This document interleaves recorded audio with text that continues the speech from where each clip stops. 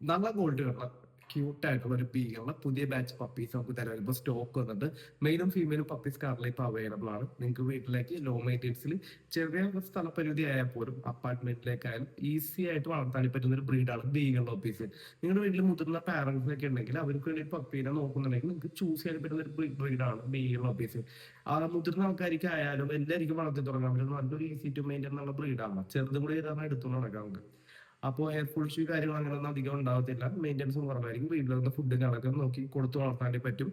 Okay, അപ്പൊ നല്ല ഓടിപ്പിക്കുന്നപ്പോൾ നിങ്ങൾ സ്വന്തമാക്കാൻ ആഗ്രഹിക്കുന്നുണ്ടെങ്കിൽ താഴെ കാണുന്ന വാട്സ്ആപ്പ് നമ്പറിൽ കോൺടാക്ട് ചെയ്യാം.